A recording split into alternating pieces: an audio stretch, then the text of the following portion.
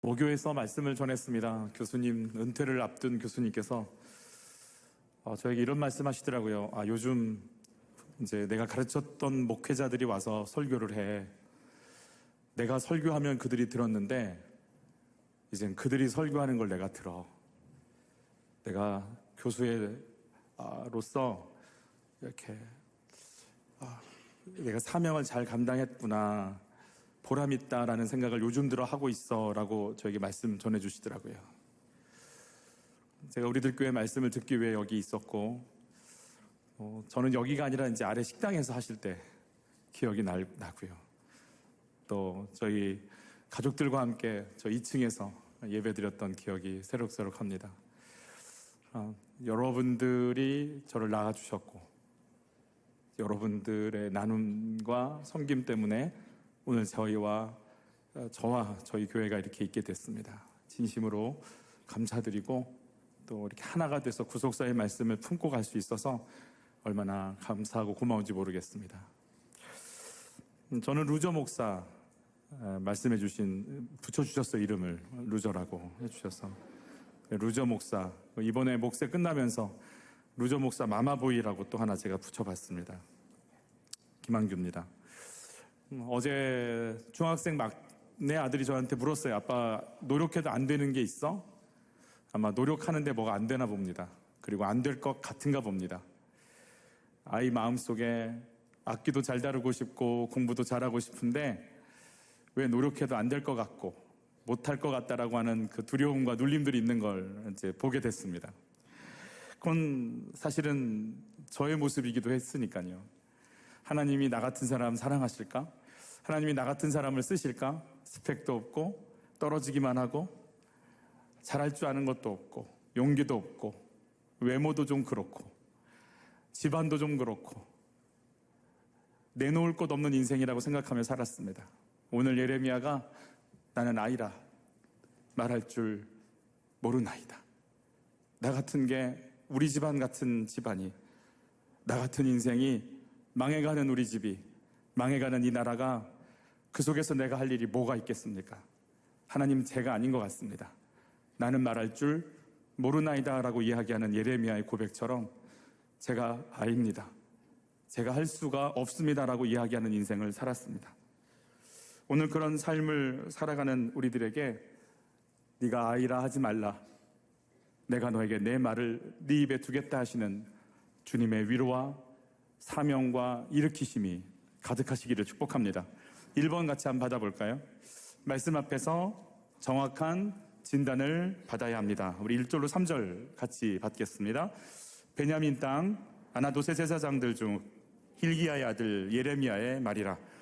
아몬의 아들 유다왕 요시야가 다스린 지 13년에 여호와의 말씀이 예레미야에게 임하였고, 요시야의 아들 유다왕 여호와김 시대부터 요시야의 아들 유다의 왕 시드기야의 11년 말까지 곧 5월에 예루살렘이 사로잡혀 가기까지 이만이라.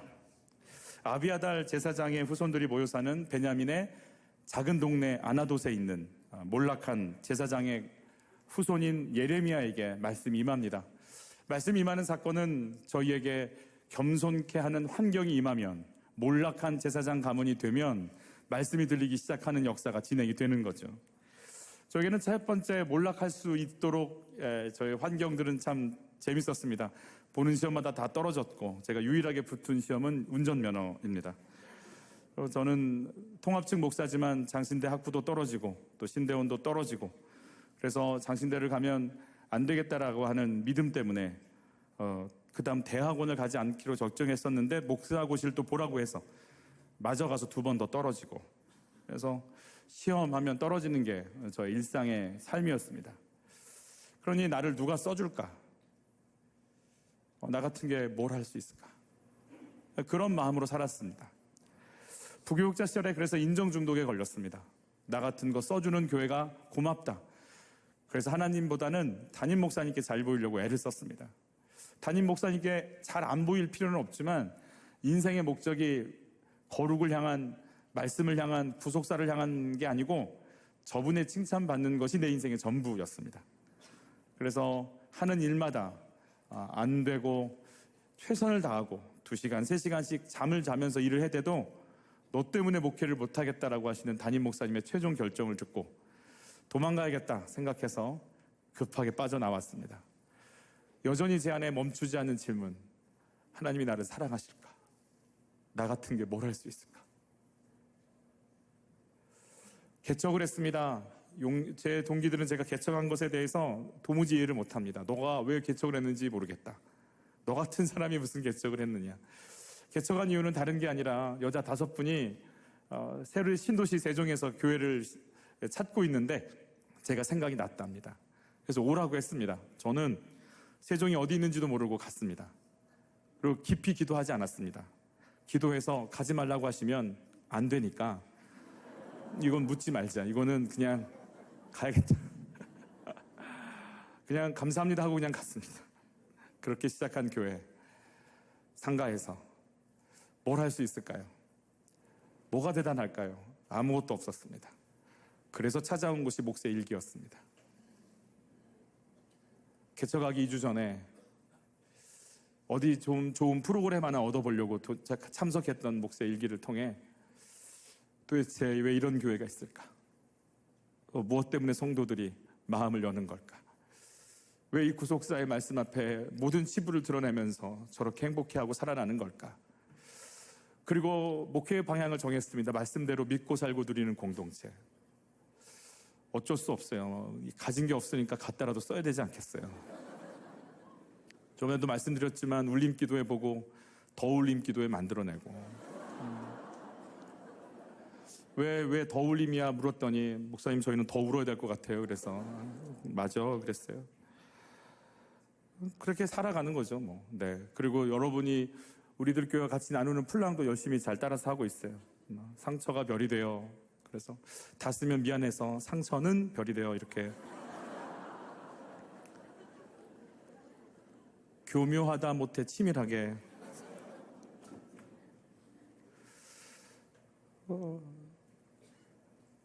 저에게 있어서 교회를 개척하고 급성장하기 시작했어요. 지금도 저는 그게 이해가 안 가요. 이건 겸손이 아니라 아직 잘 모르겠어요. 제가 잘한 게 아니고 하나님이 하실 일이 있구나라는 생각만 하고 있습니다. 코로나 기간 저희 교회는 오히려 부흥했고 멈추지 않고 성장하고 있고, 새가족실에 들어가면 어떨 때는 12가정이 등록을 해요. 12가정이면 30명, 40명이 한 주에 몰려오니까 너무 새가족실에 사람이 없어서 대기하고 줄을 서 있어야 되는. 그럼 제가 이해가 되겠어요, 여러분. 스펙이 있긴 합니까? 제 첫 번째 트레이드 마크가 음치인데 찬양을 할 줄도 모르지, 목이 약해서 기도할 줄도 모르지, 부끄러우니까 전도할 줄도 모르지. 그러니까 뭐 할 줄 아는 것 하나도 없는데 그냥 그렇게 하나님은 일하고 계시더라고요. 저에게 있어서 그렇게 성장하는 과정 속에 한 번 더 하나님을 저를 겸손케 하는 환경으로 이끌어 주셨어요. 장로님 몇 분이 찾아오셔서 당회도 없는데 자기들이 당회를 해야겠다고. 아니 당회가 없다고. 우리가 장로니까 해야겠다고. 저희 교단은 7년이 지나야 장로님을 뽑을 수 있는데 그때 5년, 6년 차인데 아예 뽑을 수도 없는 법적인 그런, 넘어서지도 않았는데 하시겠다고. 그리고 재직회 때 소리도 질러주시고, 그렇게 말로만 듣던 광경을 제가 눈으로 직접 배우니 참 다리가 후들거리고 뭔가 알 수 없는 그 억울함과 분노들이 올라오고, 이걸 구소싹적으로 해석을 해나갔었어야 되는데 그냥 아프고 힘들기만 한 몇 년을 또 보내게 됐습니다. 물론 그분들은 다시 더 나가셨지만 하나님은 그 일들을 통해서 저 안에 있는 그 인정 중독을 보게 해주셨습니다. 제 안에는 저분들이 교회를 흔들었다라고 하는 아픔보다 나는 위대한 목사, 인자한 목사, 목회 잘하는 목사로 남아있어야 되는데 저분들 때문에 그게 안 된다라고 생각하는, 내 명예가 저분들 때문에 흔들린다라고 생각하는 아픔이 더 컸더라고요. 그래서 네 속에 뭘 섬기고 있는지, 뭐가 자리 잡고 있는지를 또 보여주셔서 몰락하게 하시는 기쁨을 또 허락해 주셔서 말씀이 들리지 않으면 안 되겠다. 정말 나는 이렇게 목회하다가는 큰일 나겠다. 야망을 향해 달려가는, 사망을 향해 달려가는 인생이 되겠다. 그래서 더 말씀 앞에 엎드리고 들을 수밖에 없는 환경으로 저를 인도해 주셨습니다. 우리에게 겸손케 할 수밖에 없는 환경이 말씀이 들리게 하는 몰락한 제사장의 환경이 말씀이 아니면 살 수 없는 것으로 우리를 인도해 나가신다고 합니다. 우리를 겸손케 하신 그 하나님을 해석해 나가며 또 환경 속에서 하나님의 인도를 받으며 나가는 은혜가 있기를 축복합니다. 예레미야는 망해가는 나라를 향해서 망합니다를 외치는 선지자죠. 얼마나 사람들이 힘들까요? 회복됩니다를 외쳐야 사람들의 또 존경도 좀 받을 텐데 이렇게 가면 망합니다를 외치고 결국 망해버린 그 자리에서 이 나라가 70년 후에 회복되리라라고 하는 기록을 남기면서 사로잡혀 들어갔던 모든 포로들이 이 예레미야의 말씀을 붙잡고 다시금 소망하며 비전을 꿈꾸며 나가는 일들이 벌어졌죠. 우리 다니엘서에서도 그렇죠. 다니엘서에서 70년 동안 너희가 묶여 있을 것이다 라고 하는 말씀을, 그래서 이제는 그 70년이 채워지는 역사가 있으면 너희가 회개하면 이 역사가 너희들에게 생명으로 다가올 것이다 라고 하는 것을 허락해주는 통로가 되는 선지자의 역할을 감당하게 됩니다. 어떻게 해야 너희들이 망하지만 살 수 있다라고 하는 말을 전할 수 있을까? 먼저 예레미야 자신이 망하는 게 무엇인지 본인 자신이 해석이 되어야 하고 그 망함 속에서 어떻게 생명을 살려내는 길을 가야 할지를 밝히시는 하나님의 말씀의 해석을 받아야 된다고 하십니다. 우리 4절과 5절 예레미야의 생각을 바꾸시는 하나님을 한번 보도록 하겠습니다. 4절과 5절입니다.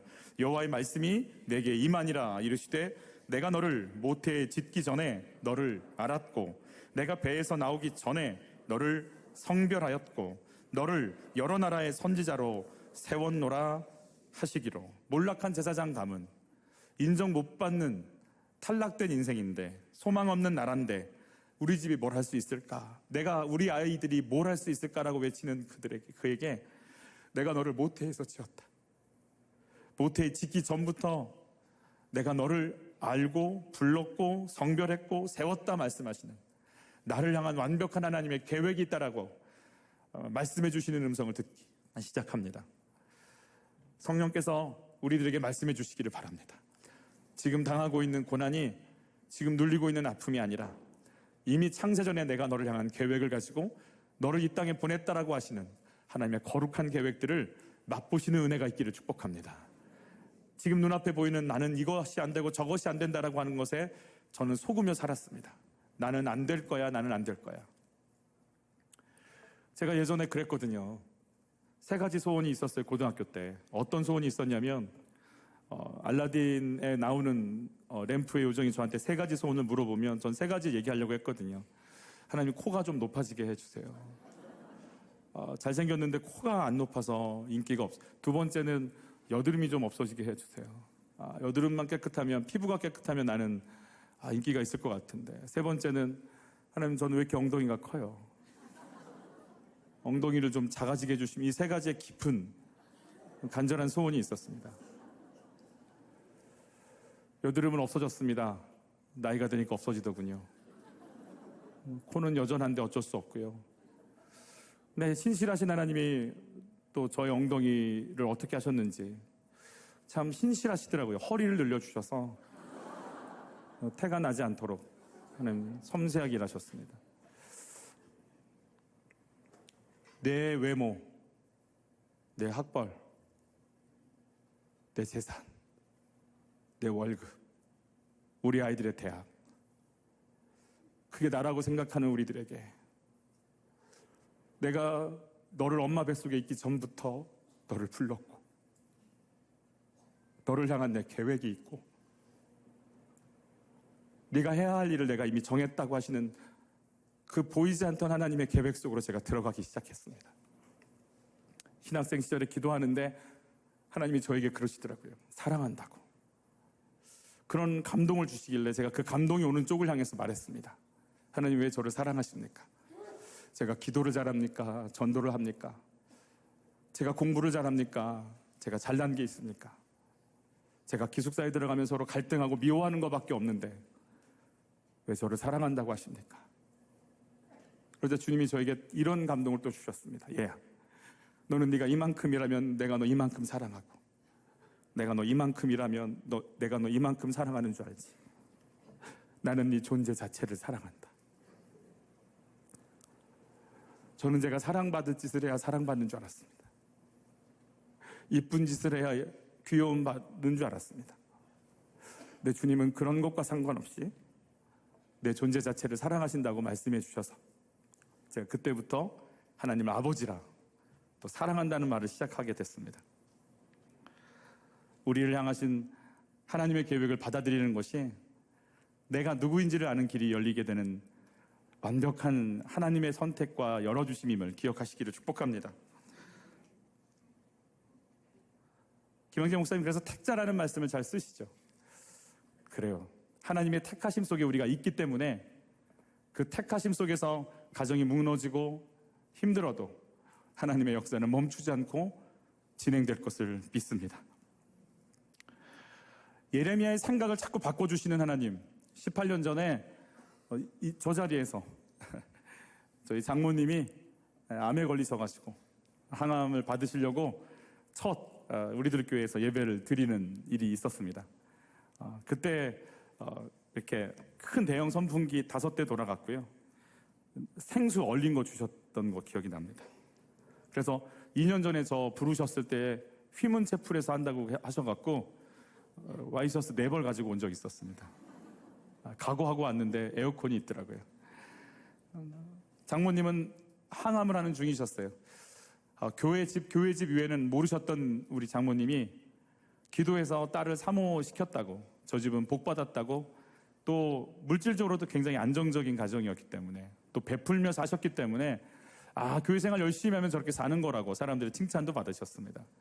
그런데 암에 딱 걸리는 순간부터 무슨 죄를 져서 저렇게 암에 걸렸냐고 이 평가를 받기 시작하셨고, 지금까지 열심을 다해서 선교사님, 목사님 도왔던 내 삶은 암이라는 걸로 끝나는 건가라고 하는 이해할 수 없는, 해석되지 않는 마음으로 우리들 교회에 와서 예배를 드리셨습니다. 그날 제목도 기억이 나지 않고 말씀도 기억이 나지 않는데 김양재 목사님께서 분명하게 이 말씀을 해주셨습니다. 암은 저주가 아니라 축복입니다. 암은 자신을 돌아볼 수 있는 하나님의 마지막 기회입니다. 암을 통해 하나님을 만나는 역사가 일어날 겁니다.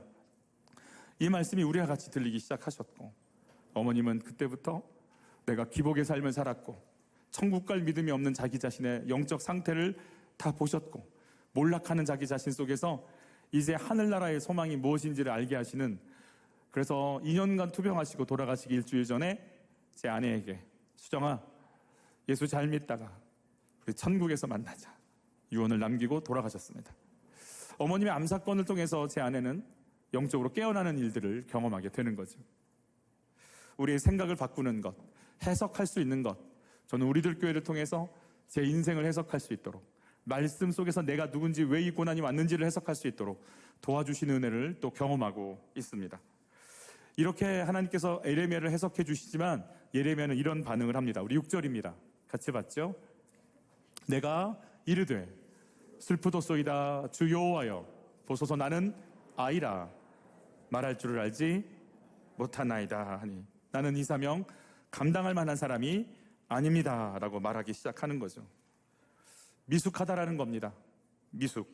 어제도 미숙아로 태어나서 인큐베이터 속에서 자라다가 이제 집으로, 미국이었거든요. 그 친구가 손주인데 그 손주를 데리고 우리 저희 교회 집사님 오셔서 기도받고 가셨어요. 세종 충대병원에서 일주일 전에 410g으로 태어난 쌍둥이가 잘 건강을 회복하고 태어났다라고 하는 뉴스가 나왔습니다. 제 조카들도 미숙아로 태어났는데 인큐베이터 속에서 제 처제에게 들어보니까 5mm의 분유를 먹었다. 5mm니까 몇 방울 떨어뜨리는 정도 수준이겠죠. 야, 그거 먹고도 사람이 사는구나. 네, 그거 먹고도 살더라고요. 10년 전에 미숙아처럼 여자 5분으로 시작한 교회, 아침마다 5mm의 큐티를 먹어가면서 10살이 되었습니다. 저희 교회가. 미숙아를 치료하던 의사 선생님이 이렇게 인터뷰를 했다고 그래요. 가족들이 자기한테 그랬대요. 여보, 당신 집에 안 들어도 되니까 걔네들 살려내. 집 돌보지 않고 나오셔서 인큐베이터 같은 목세 속에서 저희를 키워주시고 살려주셔서 저희가 이렇게 커나가고 있고 장성하게 된 것 같습니다. 우리들 교회 그 구속사의 가치관이 나는 아이라 말할 줄 모르나이다. 내가 뭘 할 수 있겠습니까? 나 같은 존재가 뭘 할 수 있겠습니다. 라고 묻고 있는 저에게 큐티를 넣어주며 성장시키셨고 이렇게까지 자라게 해주셨습니다.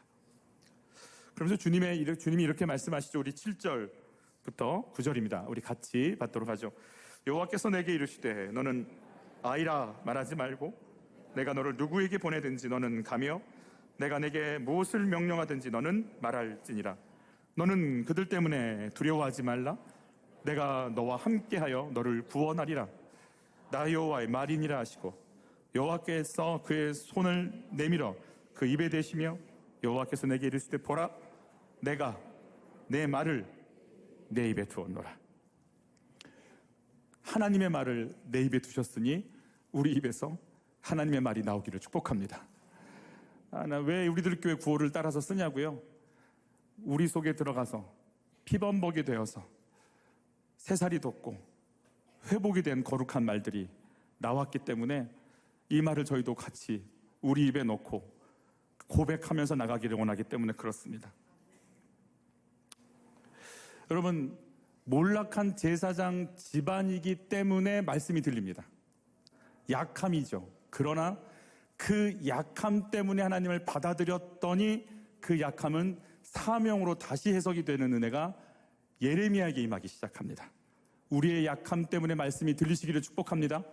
근데 그 말씀이 나를 치료하는 것으로 끝나지 않고 내가 왜 살아야 하고 왜 약했고 왜 말씀이 임했는지 내가 가야 할 길이 보이는 사명의 눈을 뜨는 은혜가 있기를 축복합니다.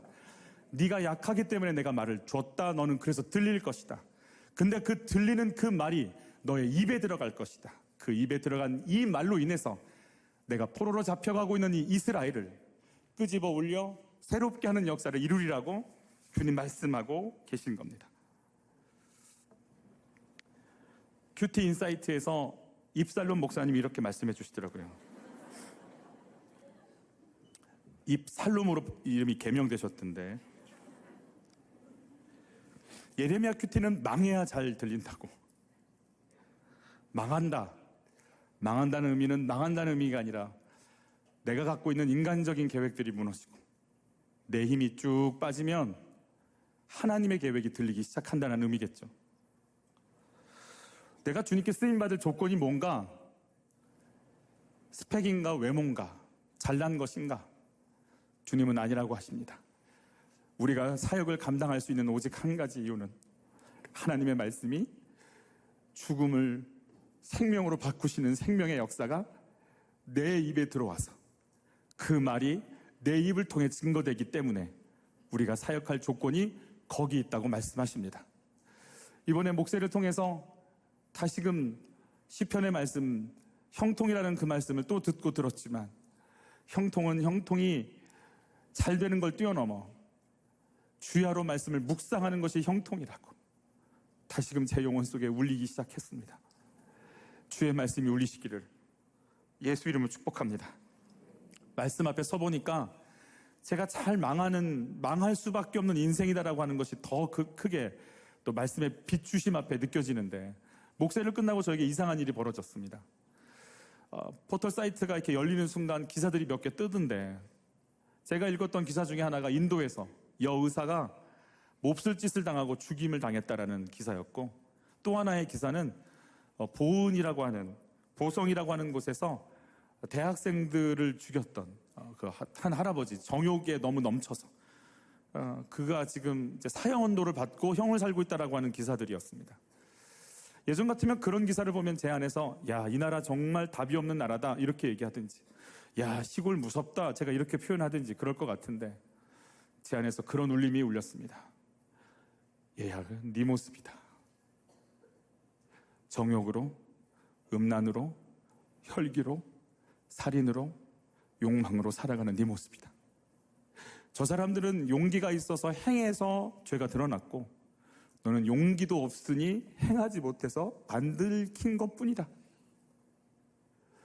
그러고 보니까 정말 답이 없는 인생이고 망할 인생이고 죽을 인생인 게 너무너무 인정이 됩니다. 정말 별 인생 없구나. 그럼 내가 왜 살아있을까? 주의 용서가, 주의 은혜가, 주님의 인도하심 때문에 살아있는 거지. 내가 뭘 해서 살아있는 걸까? 죄송합니다만 이게 다른 분들에게 다른 해석이 되지 않기를 소망하면서, 제가 예전에 6년 전에 상가교회를 한번 가봤어요. 지금 이제 성전을 지었지만 상가교회를 이렇게 쳐다보니 세종은 다 상가교회거든요. 이렇게 교회를 이렇게 종교부지 외엔 지을 수 없으니까 따닥따닥 붙어있는 그 상가교회들이 저보다 더 열심히 일할 텐데, 최선을 다할 텐데, 우리가 이렇게 된 게 스펙도 없고 아무것도 없는 내가 뭐가 있기 때문에 이럴 수 있어요라고 얘기할 수도 없는 저희가 이렇게 목회를 하고 있는 거는 제가 아닌 게 너무 확실한 겁니다. 주의 은혜인 게 확실합니다.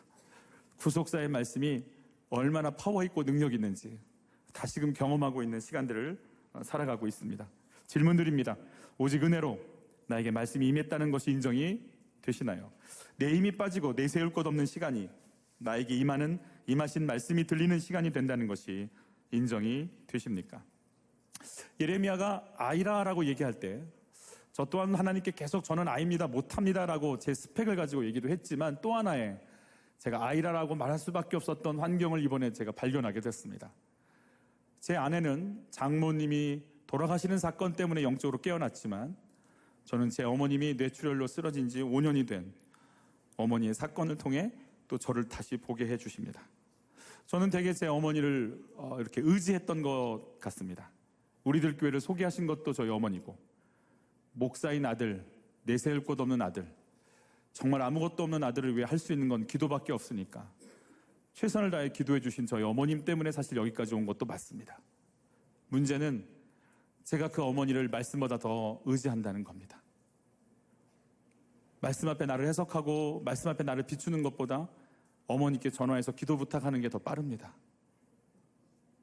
저는 제가 50이 넘어서 내가 마마보이였다라는 걸 알게 됐습니다. 그리고 제 아내가 얼마나 고생했는지도 다시금 생각하게 됐습니다. 그래서 나는 아이라고 끊임없이 말씀에 나를 비추면서 그 말씀의 인도를 받으면서 성장해야 되는데, 너무 잘 주저앉아 있었던 저 때문에 저희 어머님이 아무 말도 할 수 없도록 5년 동안 누워 계셔서 수고하고 계십니다.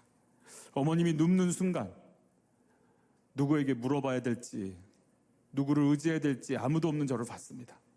문제가 생기면 큐티책을 펼치고 오늘의 말씀을 받던 공동체가 있었는데, 저는 어머님이 계시니까 아무것도 없는 것 같이 느껴지더라고요. 그런 저를 다시 세우기 위해, 말씀 앞으로 가게끔 하기 위해 저를 하나님께서 인도해 주고 계십니다.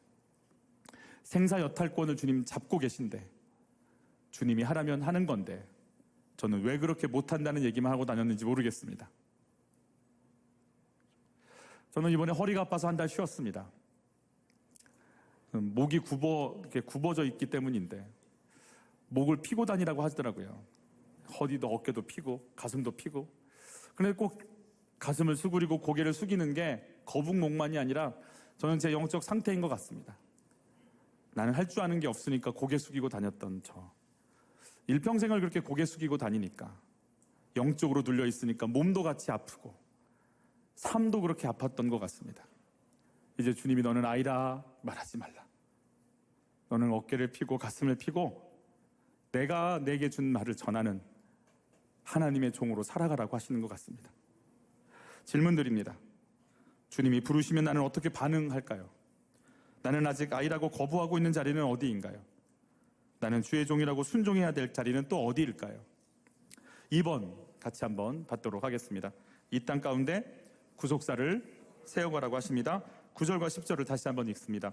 여호와께서 그의 손을 내밀어 내 입에 대시며 여호와께서 내게 이르시되, 보라, 내가 내 말을 내 입에 두었노라.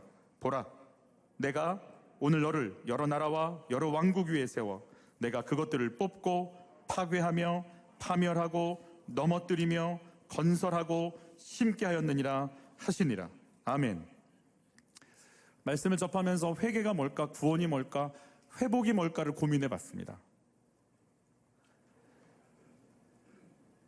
선과학을 따먹는 어떤 아담과 하와의 그 죄 가운데서 돌이켜서 우리가 살아가는 회개를 한다는 것의 의미가 뭘까? 선악과를 따먹는 순간부터 지어졌던 것은 하나님 말씀이 아니라 뱀의 말을 듣겠다라고 하는, 그리고 하나님의 공급이 아니라 이젠 그 공급 끊고 내가 눈이 밝아져 하나님처럼 돼서 내가 나를 살게 하는 일을 살겠다라고 하는 삶에서의 돌이킴이 회복이고 회개고 구원이다라는 것이 정리가 됐습니다. 그럼 아담과 하나님과의 관계는 무엇이었던가? 아담은 먼지로 만들어졌죠.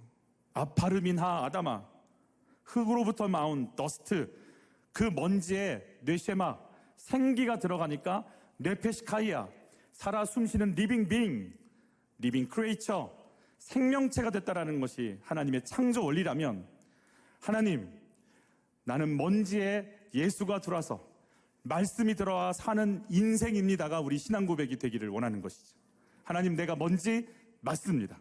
어떤 것도 할 수 없고 어떤 힘도 없고 입김보다 가볍고 누가 한 소리 하면 푹 젖어서 먼지에 물 한 방울 닿는 순간 바닥으로 축 쳐져버리고 물 마르는 순간 하염없이 붕붕 떠서 누가 한마디 칭찬하면 견딜 길이 없어서 오만해져서 떠다니고 누가 한마디 인정 한번 못 받으면 축 쳐져서 어쩔 줄 몰라 하는 인생, 그 먼지 같은 인생임을 인정하고 내가 살 길은 먼지가 아니라 생육하고 번성하고 충만하고 다스리고 정복하라는 말씀을 먼지가 받는 순간 아담이 그대로 그 삶을 살아냈던 것처럼 나는 먼지입니다. 그러나 말씀이 들어오면 나는 그대로 그 삶을 살아가는 겁니다. 주여 내게 입술에 말씀을 주셨으니 말씀대로 이루어지리이다의 인생이, 그게 구원이고 그게 회복이고 그게 회개라는 것이 정리가 됐습니다. 우리들에게 내가 먼지입니다를 깨닫게 하기 위해서 몰락한 제사장의 가문, 나는 아이라 말할 줄 모릅니다라고 하는 환경이 올 때 정확하게 주님, 내가 먼지 맞습니다. 내 힘으로 내 아이, 내 딸, 내 아들 살려낼 수 없고 내 남편 바꿀 수 없는 아무 힘도 없는 인생 맞습니다. 나를 바꾸실 분은 오직 내게 주신 말씀밖에 없나이다가 고백되시기를 축복합니다. 9절에 보면 내가 내 말을 내 입에 두었다 말씀하십니다. 우리가 사역하고 살려내고 살아가는 오직 하나의 힘은 거룩한 큐티의 말씀이 매일같이 우리 가슴에, 우리 언어에, 우리의 삶 가운데 들어와서 선포될 때 하나님의 역사가 멈추지 않고 진행되는, 이것이 우리의 사명이요 생명이고 우리를 부르시고 우리의 사역의 근거이심을 깨닫는 은혜가 있기를 축복합니다. 별걸 다 따라하는 인생을 제가 살고 있습니다. 구호도 따라하고 표도 따라하는데, 수요일날 목회가 마치고 저는 목요일날 광주에 있는 신학교에 가서 체프를 인도하고 왔습니다. 끝나고 다음 금요일날 대구에 있는 장례식장에 다녀왔습니다. 우리들 교회가 대구 체플과 광주 체플을 준비하는 것처럼 목회를 끝나자마자 광주 찍고 대구 찍고 별걸 다 따라하고 있구나, 이런 생각이 들었습니다. 신학생들을 보면서 교회가 문을 닫고 있고 저희 교단도 이번에 처음으로 교회들이 감소했고 9만 명 이상의 새가족 사람 성도들이 떠났다라고 처음으로 저희 교단에서 발표했다고 하는데, 어떤 마음으로 앉아 있을까? 무슨 소망이 있을까? 내가 갈 곳이 있을까? 내가 어떻게 이 사역을 감당할 길이 있을까? 나를 불러주는 곳이 있을까? 어째 보면 너무 아마득하고 까마득하고 답답한 마음으로 앉아있을 신학생들을 보면서 말씀을 나눴습니다. 죽음을 앞에 두고 아무것도 소망도 없는 장례식장에 다녀왔습니다. 무슨 말씀이 위로가 될까요? 구속사의 말씀이 아니면 내 죄를 보고 회개하면서 사명, 낳기 전에 나에게 말씀으로 이미 계획하시고 준비하신 그 언약을 받아들이고 고백하는 구속사의 가치관이 아니면, 저는 신학생 시절에 그랬거든요. 정말 성공하고 싶었고 인정받고 싶었습니다. 근데 그게 잘 안 됐으니까 힘들었어요. 저에게 제가 초등학생 학생들 유년부를 맡은 교사였었어요. 초등학교 이렇게 그래 초등학교 1학년 아이들을 제가 6명 맡았는데 가보면 2명은 떠들고 3명은 싸우고 1명은 안 나와요.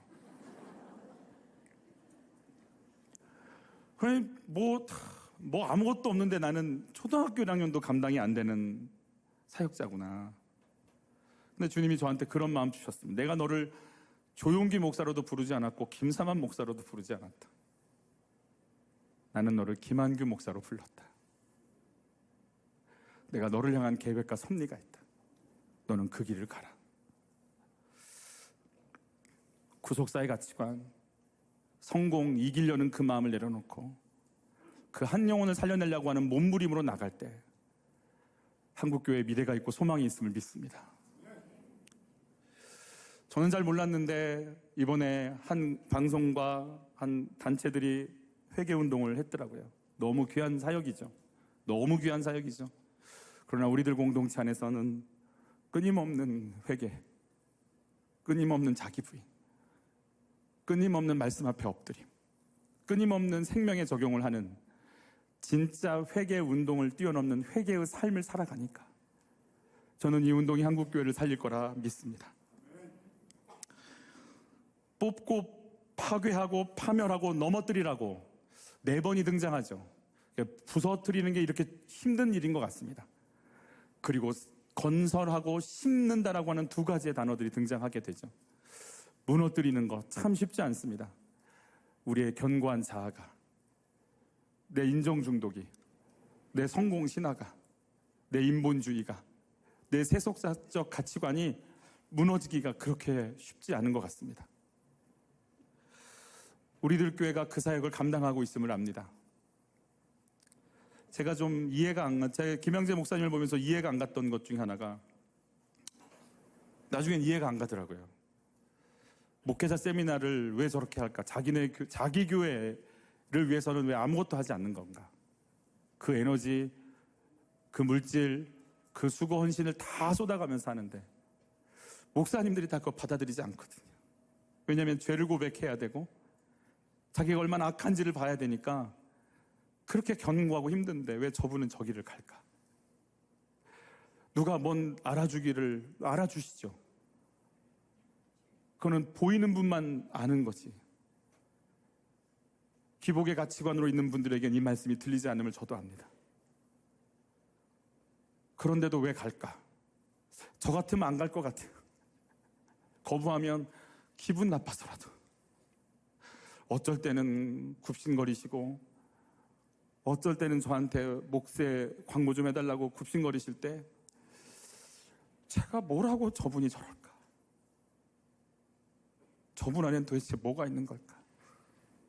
이제 이 나이쯤 되고 이 정도 교세면 편하게 누려야 되는 거 아닌가? 편하게 앉아서 책 쓰시면서 그 몇 명 앉혀놓고 그냥 앉아서 그냥 몇 마디 대담하면서 지내도 이 영향력은 엄청날 건데 왜 몸살이지 않고 저렇게 뛰는 이유가 뭘까? 야망은 사망이고 사명은 생명이니까, 무너뜨리고 세우는 이 일이 생명이니까, 우리가 그냥 갖고 있을 수 있는 게 아니고 사명이니까,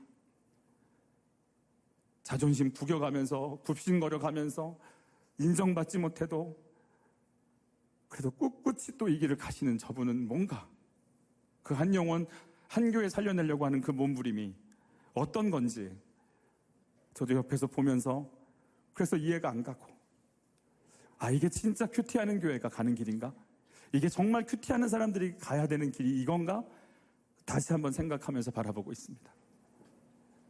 내가 아니고 이타의 삶을, 내가 아니고 사명의 삶을, 내가 아니고 부르심의 삶을 그렇게 살아가시는 것 같습니다.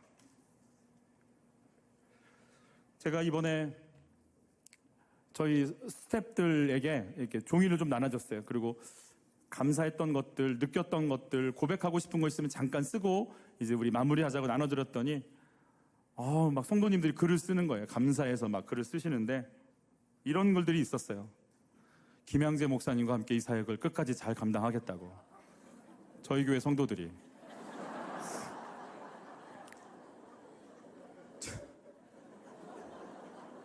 표현을 어떻게 해석을 해야 될까? 그런 분들이 한둘이 아니에요. 제 얘기는 그렇게 많지는 않더라고요. 그런데도 제가 기쁘고 행복한 건 김영재 목사님이 교회가 아니라 생명을 낳는 한 사람을 세우려는데 온 삶을 기울이고 있기에 저분의 말씀을 들으면 들을수록, 저분과 함께 가면 갈수록 내 배 부르게 하는 게 아니라 생명 살리는 사람으로 세워질 것이기 때문에 저는 그게 들으면 들을수록 감사하고 기뻤습니다. 우리 성도들이 이런 많이 썼지만 한 줄씩 한 줄씩 이렇게 보게 되면 이런 고백들을 하십니다. 흉내낼 때를 회석하고 살아내겠습니다. 죄 고백을 통해 제가 힘을 잃어가는 걸 봅니다. 우리 교회가 나갈 방향을 알게 됐습니다. 긴 세월 주님을 알고 성경도 많이 한다고 자부했지만 그 자랑이 헛된 것임을 압니다. 주님 다시 깊이 만나 십자가의 사명 감당하겠습니다. 세속사의 관점이 아니라 구속사로 보겠습니다. 남편을 향한 자존심 때문에 당신이 나보다 옳도다를 하지 못하고 있었습니다. 내가 세종에 온 이유를 알았습니다. 무엇보다도 말씀 묵상하는 것에 내 에너지와 내 시간을 쓰겠습니다. 나는 망했다 생각했던 사건이 나를 살려내기 위한 하나님의 인도하심이라는 것이 인정이 됩니다. 내 생각이 바뀌어 갑니다. 흉년의 때를 아름답게 하신 하나님과 동행하겠습니다. 내 고난이 약재료가 되도록 다짐합니다. 예수님의 족보를 위해 갈라서야 하는 것 아닌가 했는데 안 된다, 절대 안 된다는 것을 진짜 깨달았습니다. 아버지의 소천 소식이 이제야 해석이 됩니다. 번아웃된 전도사님이 그날의 큐티를 통해 어떻게 살아가야 될지가 정리가 되겠다고 고백합니다. 한빛과 우리들 교회 안에 이 구속사의 역사를 이루는 거룩한 멈추지 않는, 뽑고 파괴하고 파멸하고 세우고 건축하는, 심는 이 거룩함의 사역들이 진행되기를 소원합니다. 여러분, 우리에게 말씀이 들리는 때, 내가 몰락한 제사장 가문일 때 말씀이 들립니다. 내 약함 속에 하나님을 만나는 순간 이제 우리는 하나님의 말씀 앞에 내가 약함이 해석되는 사명자의 삶을 살아간다고 하십니다. 거룩한 구속사가 우리만 살리는 것이 아닌 나와 가정과 나라와 교회를 살리는 생명의 역사로 멈추지 않고 진행됨을 믿습니다. 우리 찬양하도록 하겠습니다.